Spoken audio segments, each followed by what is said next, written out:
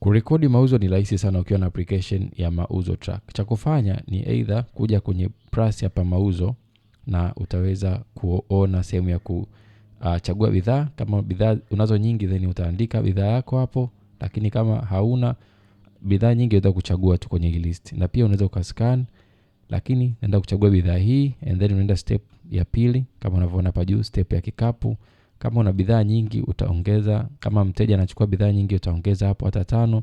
And then kama ni mteja wako wa mkoani au mteja whatever unataka kuweka taarifa za mteja, utabonyeza hapa update, utajaza taarifa za mteja and then utafunga hapo, utasave. Lakini kama hauna, by the way nitaelezea video nzima kwenye hii section ya mteja, kwa hiyo itakuwa video nyingine.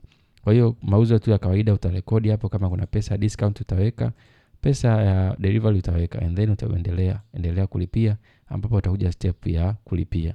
Step ya kulipia kama ni malipo advance, alipi hela yote utajaza. Kama ni malipo moja kwa moja utachagua tu njia ya malipo.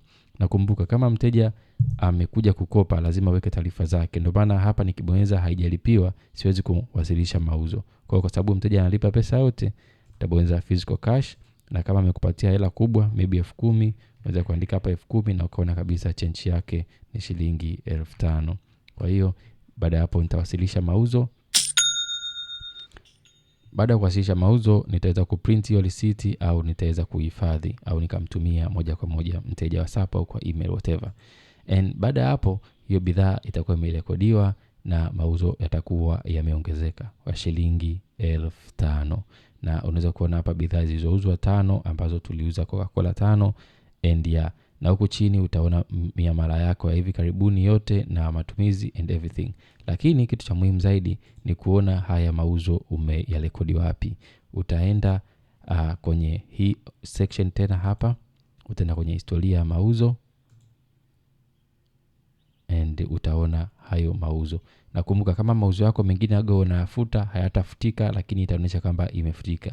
Hii ni muhimu sana ili tuweze kuwa na kumbukumbu zote. Maybe mfanyakazi wako alifuta bahati mbaya au umefuta bahati mbaya, kwa hiyo hii data itakuwepo tu, isikubugudhi, haiwezi kufutika, lakini itakuwa haingii kwenye hesabu yoyote ile.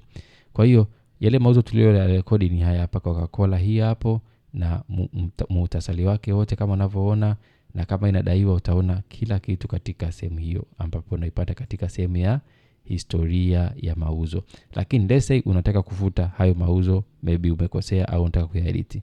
Cha kufanya unakuja kwenye home section hapa, unakuja hapa kwenye hii shortcut, unabonyeza hii shortcut hapa, unabonyeza usimamizi.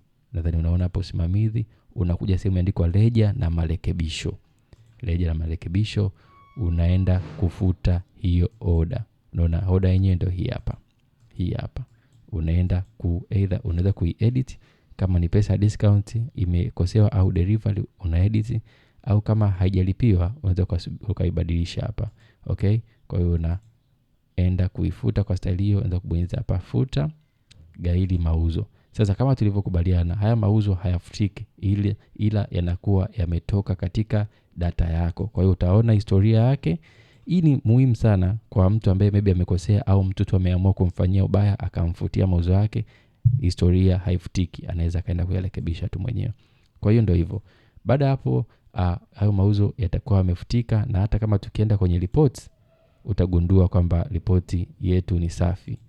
Tukiangalia leo ripoti yote hakuna namba yote, lakini kwa sababu tumefuta hayo mauzo.